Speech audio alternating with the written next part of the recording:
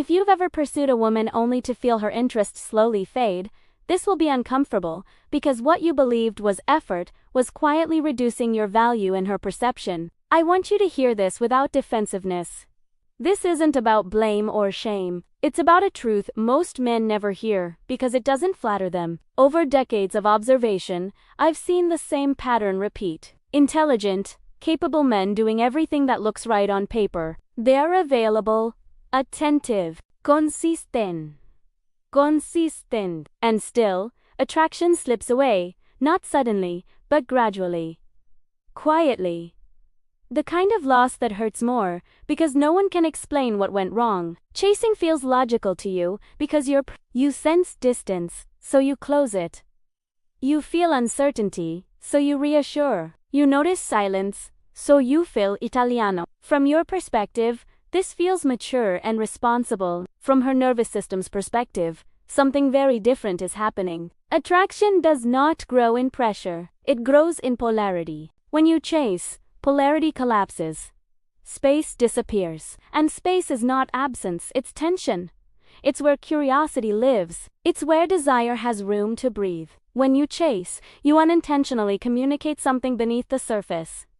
I need you to regulate me. A need, especially when it arrives early or intensely, feels like a burden, not a bond. This is where many men get confused. They assume attraction is built by proving worth, by showing reliability before it is abandoned. But attraction is not a reward system. It's a response system. She isn't drawn to you because you're trying harder. She's drawn when your life, your direction, and your emotional center remain steady, whether she leans in or pulls away. Chasing also places you in a psychological one-down position, not because she's superior, but because your behavior signals that her reactions control your emotional state. And humans, regardless of gender, don't feel desire toward what feels dependent on them. Desire moves toward groundedness, toward stability, toward someone who wants connection but doesn't require it to feel whole. Here's the part most men resist hearing. When you chase, you're often chasing validation, not her. You're chasing relief from uncertainty,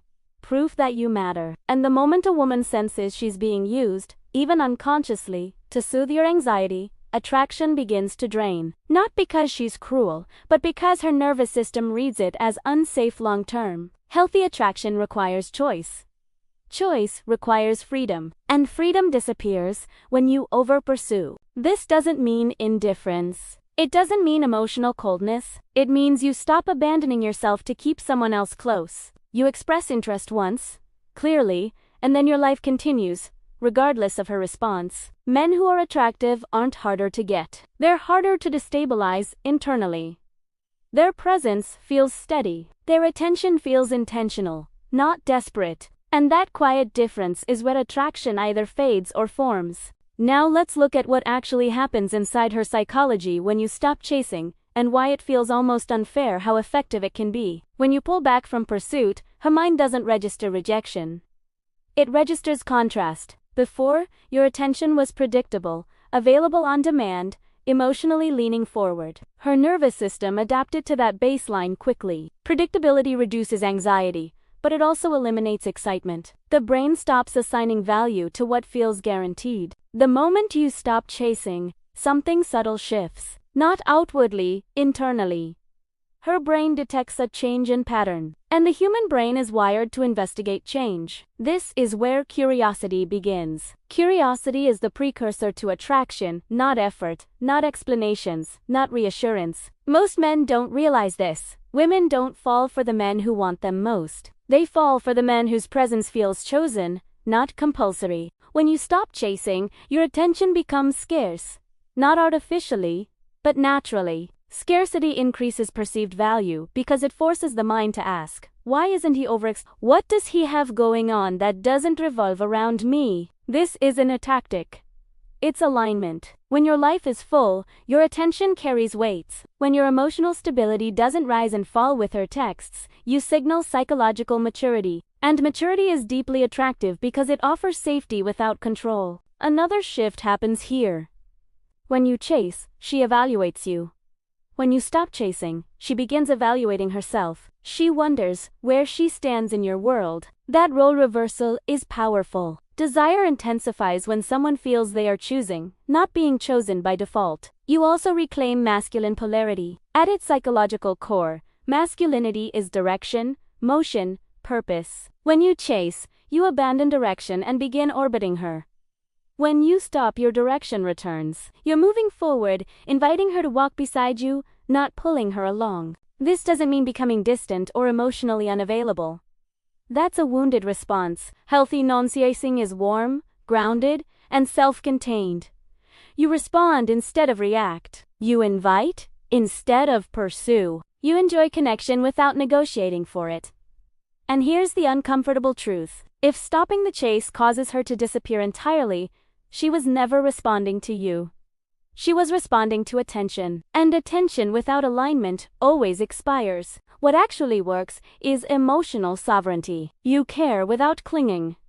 You desire without depending. You show interest without This creates a dynamic where attraction grows naturally because both people feel free. Freedom is intoxicating, especially when paired with consistency and self-respect.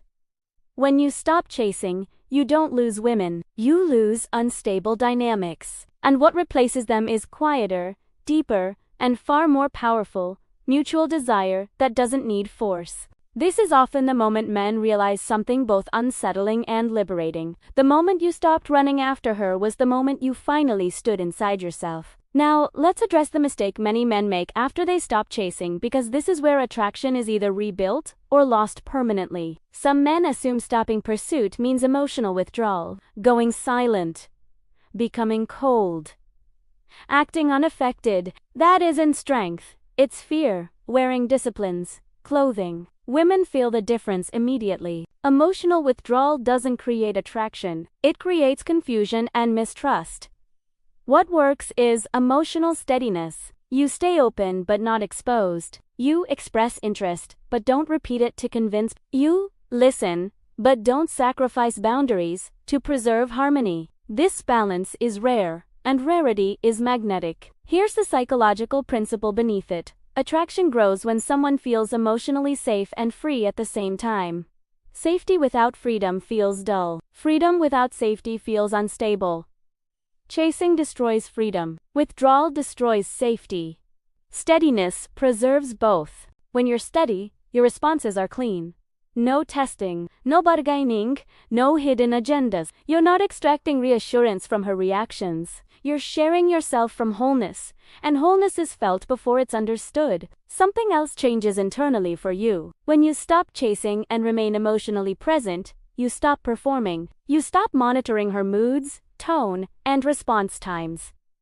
Your nervous system settles. And when your nervous system settles, you become more grounded, more confident, more attractive, without effort. This is where men reclaim dignity in dating. You stop asking, how do I keep her interested, and start asking, does this connection add to my life? That question alone shifts your posture, your voice, your timing.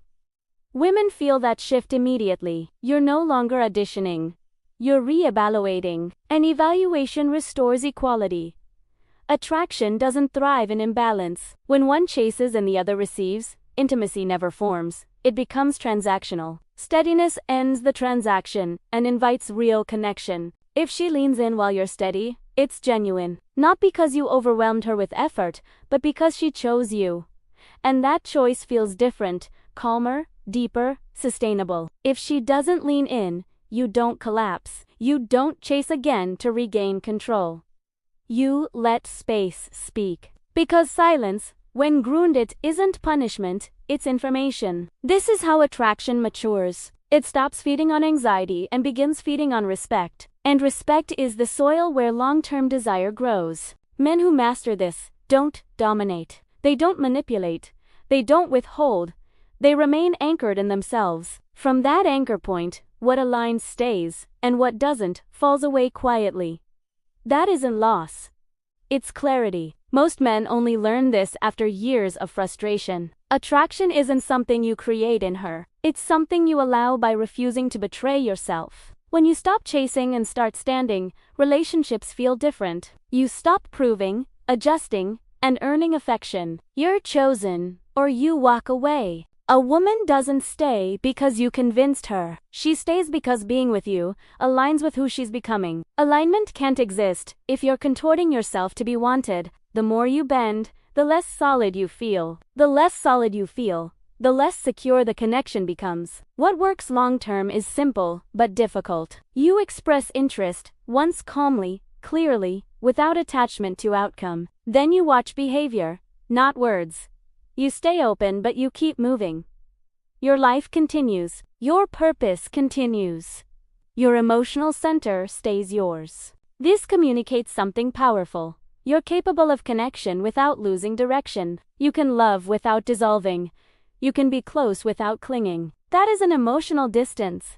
It's emotional leadership. And emotional leadership is attractive because it creates order. She knows where you stand without feeling trapped. She feels cared for without feeling responsible for your happiness. That combination builds trust faster than any grand gesture ever could. If she pulls away when you stop chasing, you don't pursue to fix it. You let her choice be real. Forced closeness always collapses later.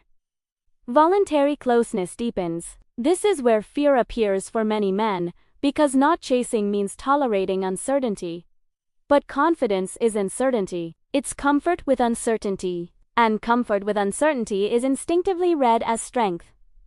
You are never meant to pursue approval. You are meant to walk your path clearly enough that the right person recognizes the direction and chooses to join you. So sit with this question and answer. Honestly, in your last relationship or dating experience, were you chasing her or abandoning yourself? If this resonated, like the video So More Men, hear what they were never taught. Subscribe for deeper psychological truths about attraction and and share this with a friend who keeps chasing and can't understand why it never works. Sometimes the most powerful move isn't chasing forward, it's standing firmly in who you are.